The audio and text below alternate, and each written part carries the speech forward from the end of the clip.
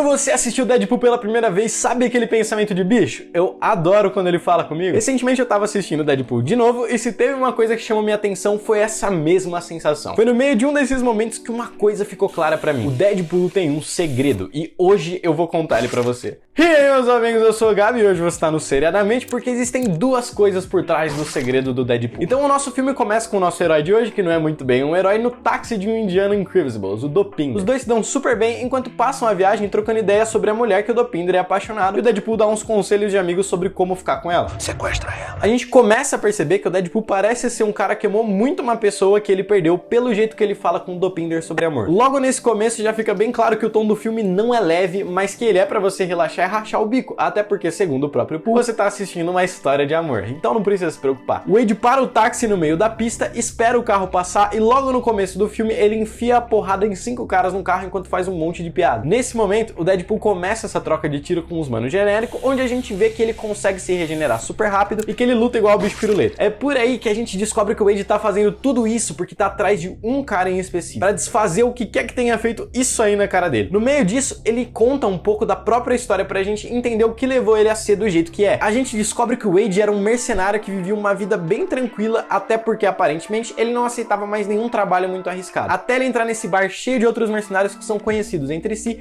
e conhecer uma mulher lá aquela noite, a Vanessa. Quando os dois se conhecem, ela era uma prostituta, eles saem em um encontro, se é que eu posso chamar isso de encontro, e acabam se apaixonando, moram juntos, começam a ter um relacionamento bom pros dois. Eles se dão bem, se completam e se encontram um no outro, já que os dois até competem pra ver quem que tem a pior vida. Até que o Wade pede a Vanessa em casamento e na mesma noite descobre que tá com câncer terminal em vários órgãos. É no meio disso que o Wade se sente culpado de fazer a Vanessa passar por tudo isso junto com ele e cogita ir embora de casa e deixar ela sozinha, mas ela convence ele a ficar. Até que uma noite ele vai até o bar que os amigos mercenários dele sempre estão e recebe uma proposta de um mano meio esquisito. A proposta de que eles podem curar o câncer dele com um tratamento especial se ele concordar em fazer uns trabalhos pra ele.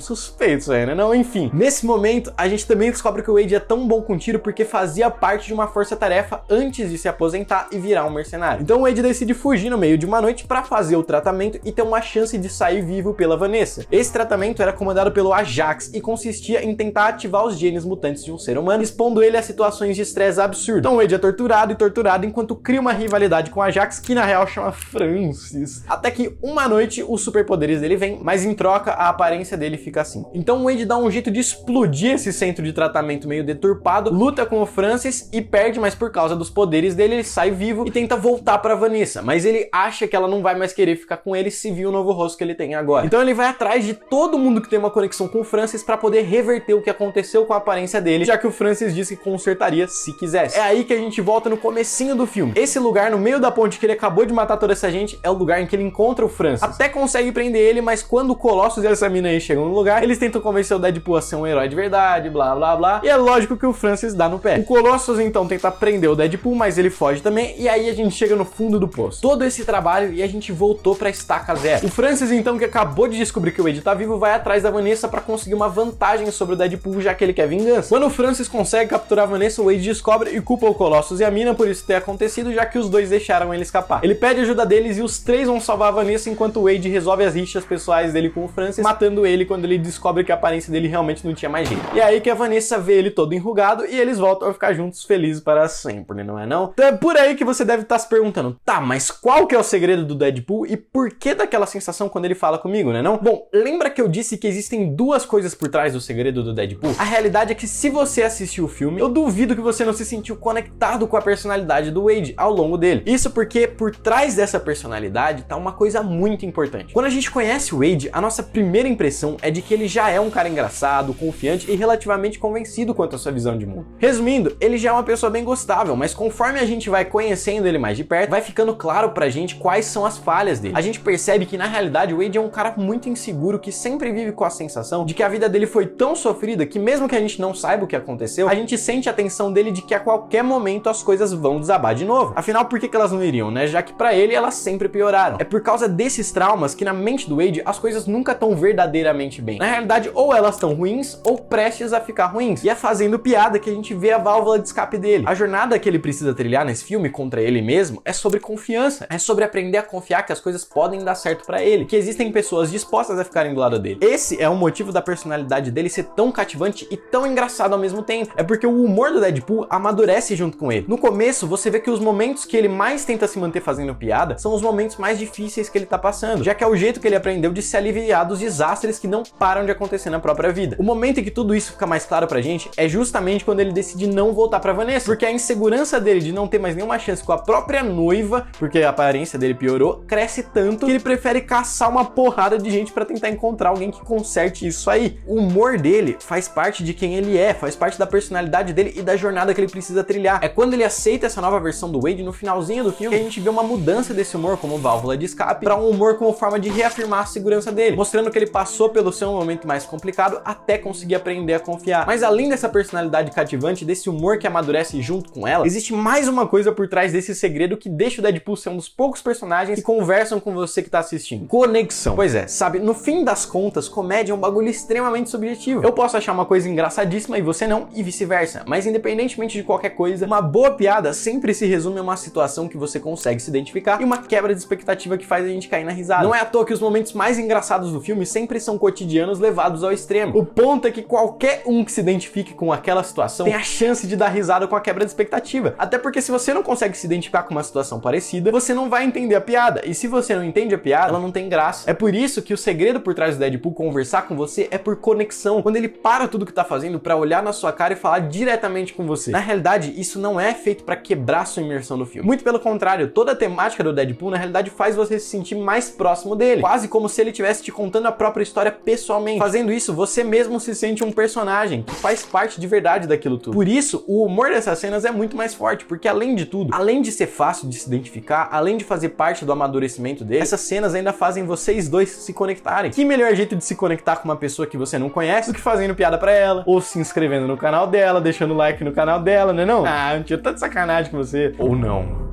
Bom, valeu demais pela sua atenção até aqui, minha gente. Se você quiser que eu te conte a piada de 116 milhões de dólares, é só clicar aqui na tela.